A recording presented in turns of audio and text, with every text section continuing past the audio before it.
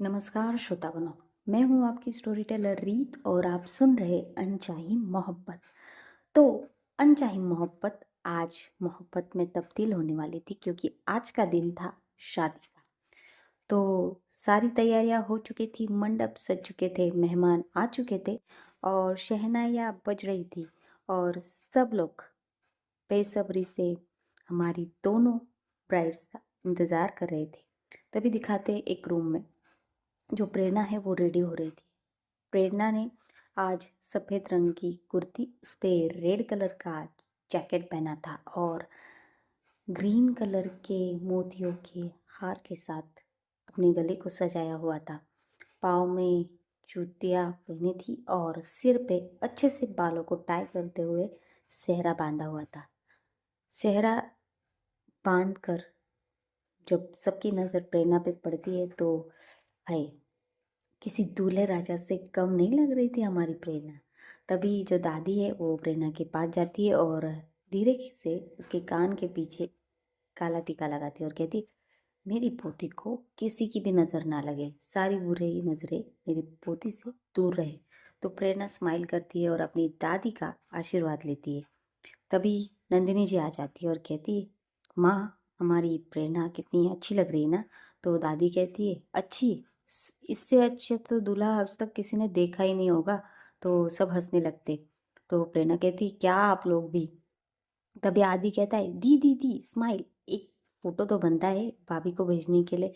तो प्रेरणा जो है वो स्माइल ही कर रही थी। तभी आदि जो है एक फोटो लेके सेंड कर देता है। तभी नंदिनी जी जो है वो प्रेरणा के पास आती है और उसके गालों को अपने हाथों में पकड़े हुए कहती कि ऐसे ही खुश हमेशा ऐसे ही खुश रहना और सांझ और रूह को बहुत खुशियाँ देना, उनकी ज़िंदगी में ढेर सारा प्यार बांटना। तो प्रेरणा जो है अपनी माँ के गले लग जाती है और कहती, माँ। तो ऐसे ही माँ बेटी एक दूसरे को हक करे खड़े थे। तभी नेहा आ जाती है और कहती, माँ चलिए, सब प्रेरणा का इंतज़ार करें। तभी प्रेरणा अपनी माँ से अलग होती है और सब लोग नीचे मंडप की तरफ प्रेरणा को लेकर आते।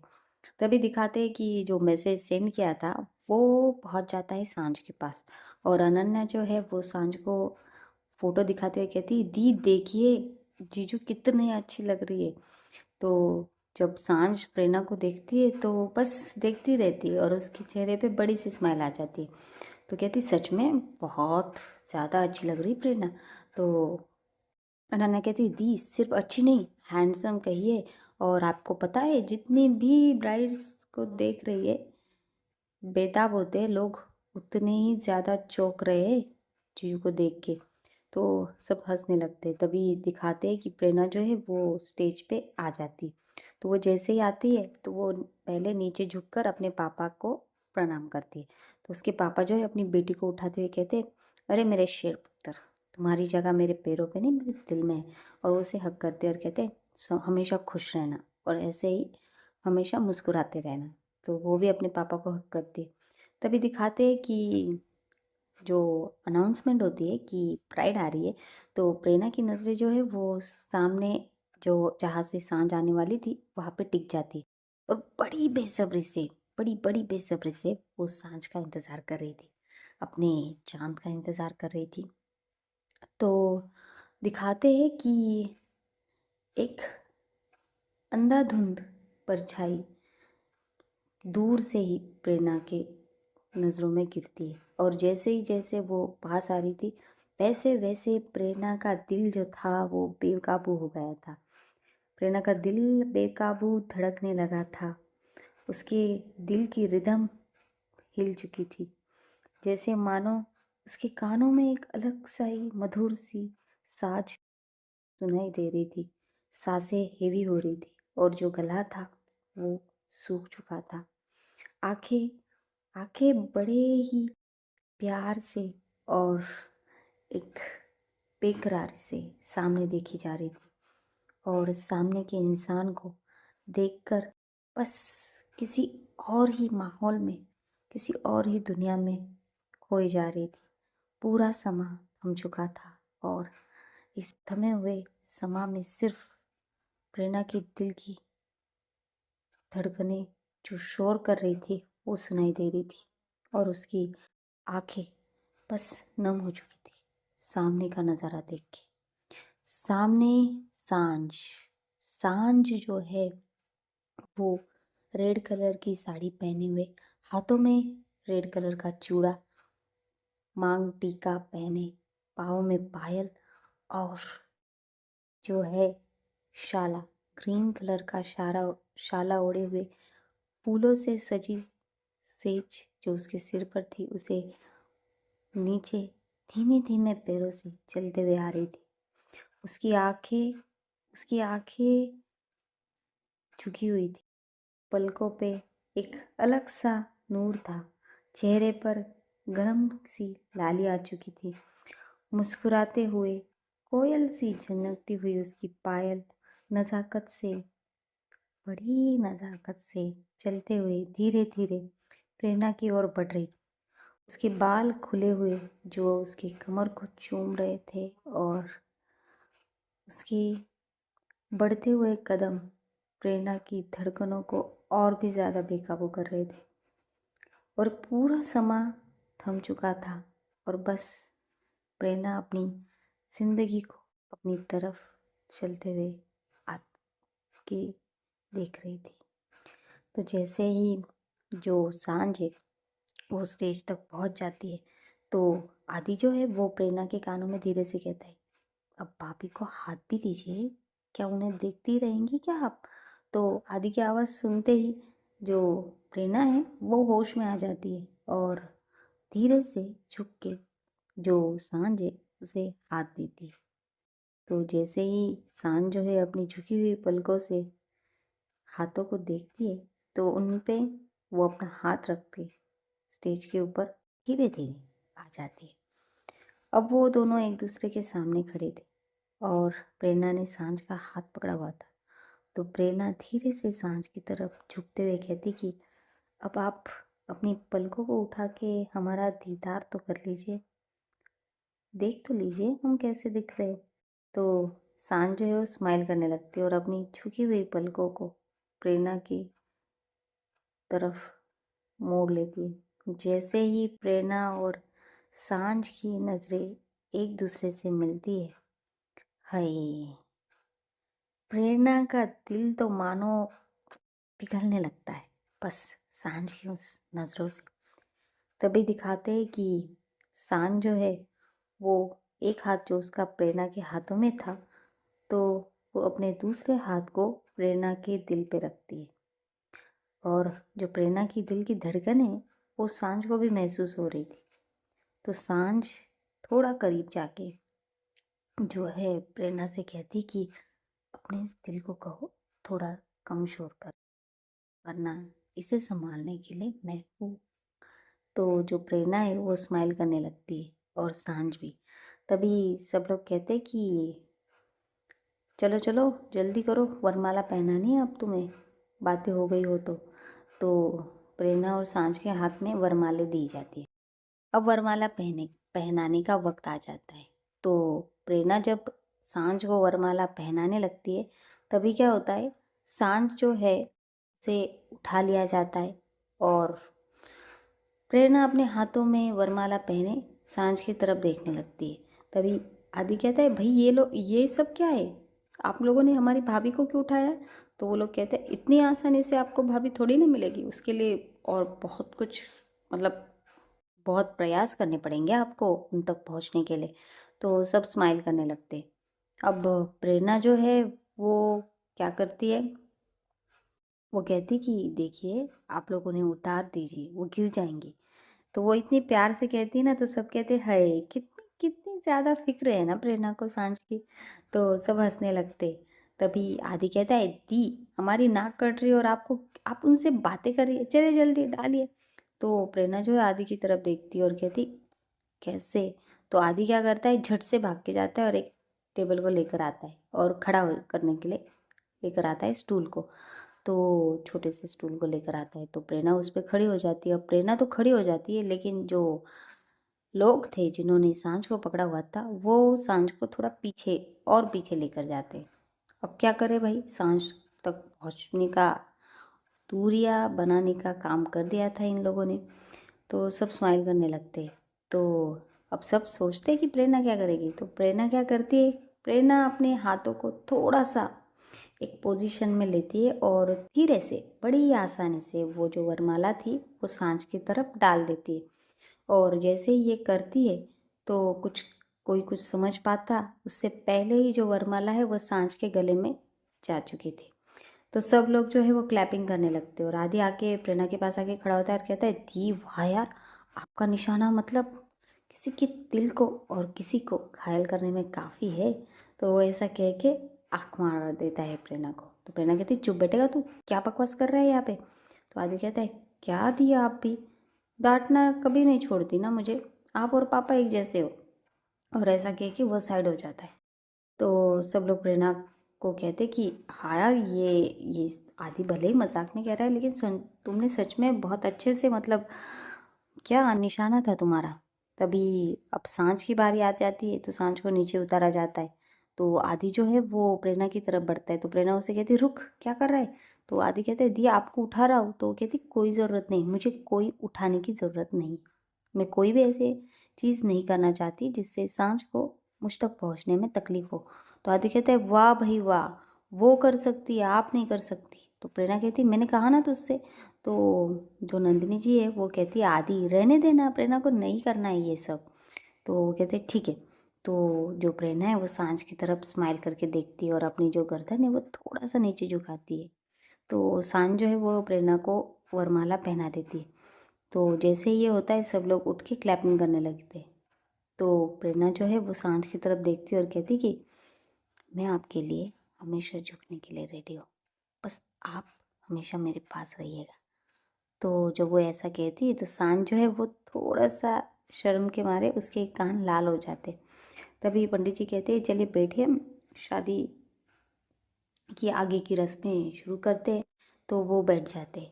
तब क्या होता है, वो मंत्र जो होते हैं शादी के, अब मैं कोई मंत्र तो नहीं बता सकती, मुझे नहीं पता। तो वो सब मंत्र पढ़ने लगते और सांझ जो और जो प्रेरणा है उनके हाथों में अक्षदा, फूल, जो भी कुछ होता है पूजा में दिया जाता है वह सब कर रहे थे, सब रस्में पूरी कर रहे थे। तभी क्या होता है, जो पंडित जी वो कहते कि इनका गठबंधन कौन करेगा। तभी अनन्या जो है वो रूह को लेके आ जाती है और कहती, पंडित जी हम करेंगे। तो वो क्या करती है, रूह के हाथों को पकड़ते हुए उन दोनों का गठबंधन करती है, रूह और अनन्या। तो जैसे ही गठबंधन हो जाता है तो रूह जो है वो प्रेरणा के करीब आती है और उसके कानों में कहती कि तो अब हम लोग टीम बन जाएंगे ना बड़ी, हमेशा हमेशा के लिए। तो प्रेरणा रूह की तरफ देखती है और स्माइल करती है और कहती है, हाँ हमेशा हमेशा के लिए, ओके। और ऐसा कह के वो हाई फाई करती, तो दोनों भी हाई फाई कर रहे थे। तभी सांझ जो है वो प्रेरणा और रूह की तरफ देखती है और कहती है, क्या बातें हो रही तुम दोनों में। तो रूह कहती, ममा ये बड़ी और मेरा सीक्रेट है। तो सांझ कहती, अच्छा तो अब आप दोनों में सीक्रेट होने लगे। तो प्रेरणा कहती, आपको प्रॉब्लम है कुछ हम दोनों के सीक्रेट से। तो सांझ कहती, मुझे क्या प्रॉब्लम होगी, क्योंकि मुझे तो पता है कि मुझे अब दो दो बच्चों को संभालना है। तो ऐसा कह के वो हंसने लगती है। फिर उन्हें उठाया जाता है और जो 7 फेरे होते हैं उनके लिए, और अब वो 7 फेरे शुरू कर देते हैं लेना। 7 फेरे 7 वचनों के साथ बनते हैं जिनमें एक दूसरे को वादे करने पड़ते हैं कि हर सुख में हर दुख में वो एक दूसरे का साथ देंगे। सुख में वो पीछे खड़े होंगे और दुख में अपने पार्टनर के आगे। वो हर चीज़ में उसे पार्टनर रखेंगे, फिर चाहे वो संपत्ति हो, प्यार हो या खुशी हो, दुख हो, हर चीज़ में वो एक दूसरे का कभी साथ नहीं छोड़ेंगे और एक दूसरे को कभी भी किसी भी चीज़ से हर्ट नहीं करेंगे। ऐसे उन 7 फेरों में अलग अलग से 7 वचन दिए जाते हैं। तो बड़े प्यार से ये दोनों अपने 7 फेरे कंप्लीट कर रहे थे। पहला फेरा, दूसरा और तीसरा फेरा प्रेरणा आगे चलती है और चौथा, पांचवा, छठा और सातवां फेरा सांझ। और जब फेरे संपन्न हो जाते तो ये लोग अपनी अपनी जगह पे आके बैठ जाते हैं। तो आगे जो है वो रस्म होती है सिंदूरदानी की और मंगलसूत्र पहनाने की। तो जो प्रेरणा है वो सिंदूरदानी उठाती है और सांझ की तरफ देखती है। और धीरे से कहती कि मैं आए। तो सांझ जो है वो प्रेरणा की आंखों में देखती है। इनका बहुत ही प्यारा आई कांटेक्ट हो रहा था। तभी सांझ कहती कि जी। तो प्रेरणा बड़े प्यार से वो सिंदूरदानी से सिंदूर लेती है और सांझ के मांग में सजा देती है अपने नाम का सिंदूर। तो जैसे ही वो सिंदूर डालती है मांग में, तो थोड़ा सा जो सिंदूर है वो सांझ के नाक पे आके गिरता है। तो जैसे ही वो गिरता है तो सब लोगों के चेहरे पे स्माइल आ जाती है। तभी दादी कहती है सांझ। तो सांझ दादी की तरफ देखने लगती है। तो वो कहती कि तुम्हें पता है, जब सिंदूर नाक पे गिरता है नई दुल्हन के, तो उसका मतलब क्या होता है। तो सांझ दादी की तरफ ही देख रही थी। तभी दादी स्माइल करते हुए कहती कि इसका मतलब ये होता है कि तुम्हारा जो पार्टनर है ना, वो तुमसे बहुत ज़्यादा प्यार करने वाला है, बहुत बहुत ज़्यादा। तो जब वो ऐसा कहती तो प्रेरणा और सांझ जो है वो स्माइल करने लगते हैं दूसरे की तरफ देख के। तभी प्रेरणा क्या करती, मंगलसूत्र उठाती और सांझ को पहनाती। धीरे से उसके गर्दन के पास अपने हाथ ले जाती है और बहुत ही प्यार से जो है वो उसके गले में अपने नाम का मंगलसूत्र पहना रही थी। और जब वो पहना रही थी तभी वो सांझ के कानों में धीरे से कहती कि अब आप हमेशा हमेशा के लिए मेरे साथ जुड़ गई। अब आप चाहे तो भी मुझसे अलग नहीं हो सकती और मैं आपको कभी अपने आप से दूर नहीं जाने दूंगी। मैं प्यार से और खुशियों से भर दूंगी। और ऐसा कह के वो धीरे से सबकी नजरें चुराते हुए सांझ के गालों पे किस कर लेती। और जैसे वो ये करती है तो सांझ जो है उसके स्माइल आ जाती है। तभी सब लोग जब ये सब देखते, ये सब होते हुए, तो सब लोग स्माइल करने लगते। तो पंडित जी कहते हैं कि शादी संपन्न हुई, आप लोग आज से पति पत्नी है। तभी जो प्रेरणा है वो कहती है 1 मिनट पंडित जी, अभी शादी बाकी है। तो सब लोग प्रेरणा की तरफ देखने लगते हैं और कहते हैं कि मतलब क्या है। तो प्रेरणा जो है उस सांझ की तरफ स्माइल करते हुए देखती है। तो सांझ जो है वो अनन्या को इशारा करती। तो अनन्या एक जो छोटी सी बैग ब्रश होती है वो लेकर आती है और सांझ के हाथों में कुछ देती है। तो सब देखते हैं कि ये क्या चल रहा है। तो सांझ उसमें से एक ब्रेसलेट निकालती है। ब्रेसलेट यानी कि मंगलसूत्र ही, लेकिन वो ब्रेसलेट के जैसे था। तो सब कहते हैं ये क्या है सांझ। तो सांझ कहती है कि वो तभी दिखाते कि जब प्रेरणा और सांझ जो है वो पूल साइड में बैठे हुए थे, तब प्रेरणा कहती कि अगर आप चाहती हो तो मैं भी मतलब मंगलसूत्र पहन सकती हूँ आपके लिए, और सिंदूर भी आप चाहती है तो मैं लगा लूँगी। तो सांझ जो है वो स्माइल करती है और कहती कि आपको ये सब करने की कोई ज़रूरत नहीं है। आप वाइफ मटेरियल नहीं, हस्बैंड मटेरियल ही मुझे अच्छे लगते हैं। और रही बात मंगलसूत्र की, तो वो मैं अपने साथ खुद लेकर आऊँगी, क्योंकि मैं नहीं चाहती ना कि किसी को ये लगे कि प्रेरणा रघुवंशी के पास उसे पाने का चांस है। तो तभी जो सांझ है वो सब बताती है और स्माइल करते हुए उन्हें दिखाती है कि वो एक ब्रेसलेट लाई है, मंगलसूत्र ब्रेसलेट। तो सब हंसने लगते हैं और कहते हैं हाँ हाँ, तुम्हें ये पहनाने की बहुत ज़रूरत है, क्योंकि सबको पता चलना चाहिए कि प्रेरणा रघुवंशी की वाइफ है। तभी सांझ जो है वो प्रेरणा की तरफ देखती है और उसे भी इशारों से पूछती कि मैं आए। तो प्रेरणा बड़े स्माइल करते हुए अपने हाथों को आगे करती है और सांझ जो है वो उसके हाथों में वो प्यारा सा ब्रेसलेट पहनाती है और कहती कि तुम ना याद रखना, तुम्हारी वाइफ है और तुम्हारी बच्ची भी, तो किसी की पास भी तुम्हारी ये नज़र गई ना तो मुझसे बुरा कोई नहीं होगा, समझे तुम। तो जब वो ये कहती ना तो सब हंसने लगते हैं और आदि कहते हैं भाभी आपको ये कान पकड़ के बोलना चाहिए, आप तो इतने आराम से बोल रही हो। तो सब लोग हंसने लगते हैं ज़ोरों से।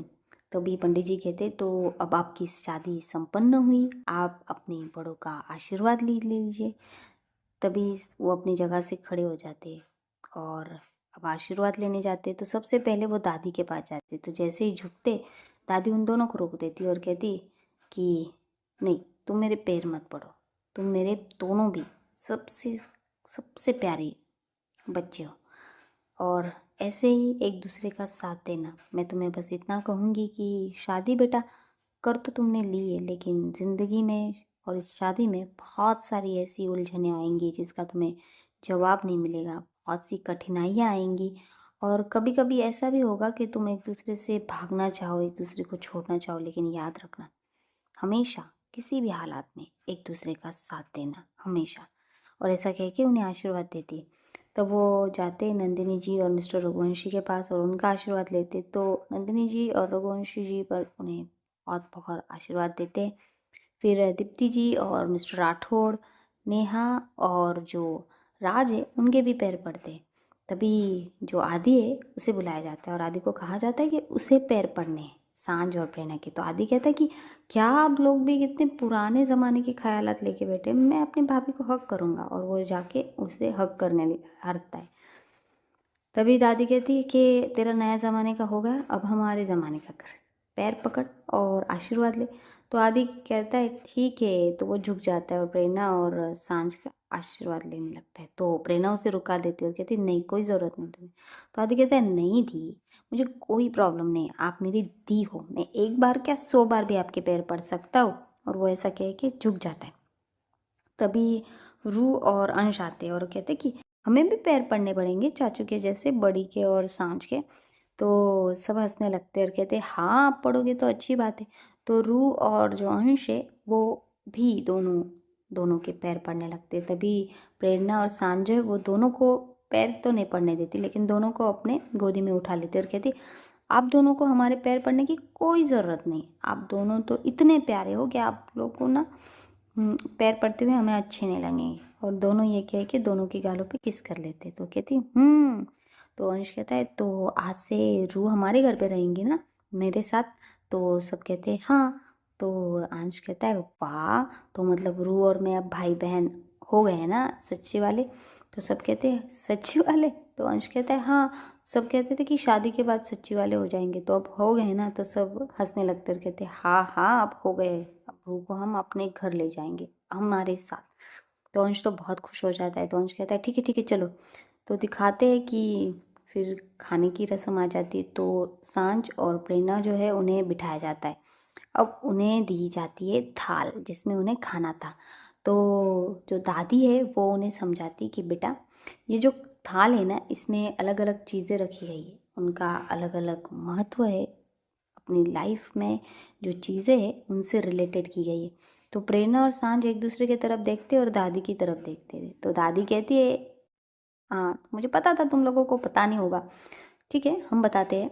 तो दादी कहती कि ये जो मीठी चीज़ें हैं ये तुम्हारी लाइफ की खुशी का प्रतीक है।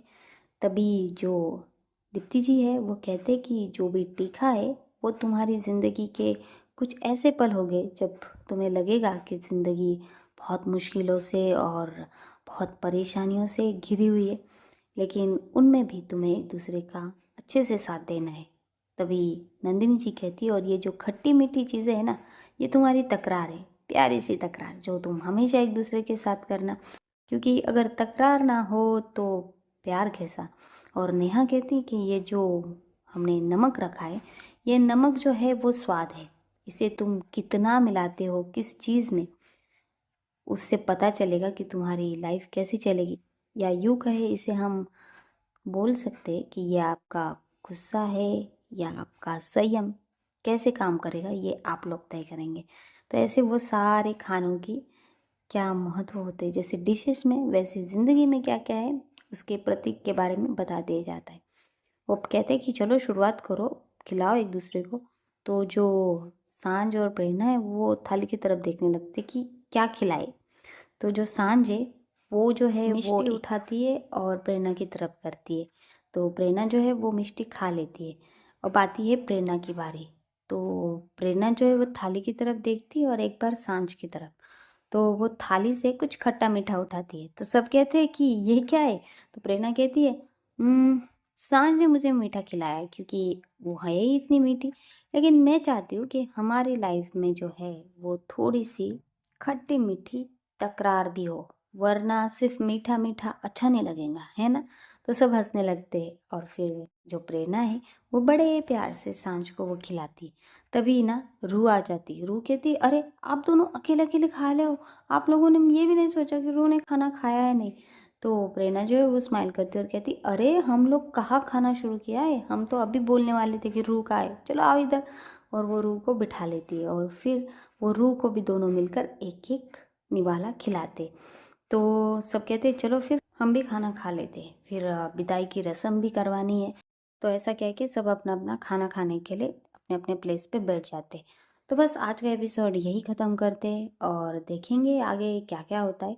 तो प्लीज़ मेरी स्टोरी को लाइक कीजिएगा, शेयर कीजिएगा, कमेंट कीजिएगा।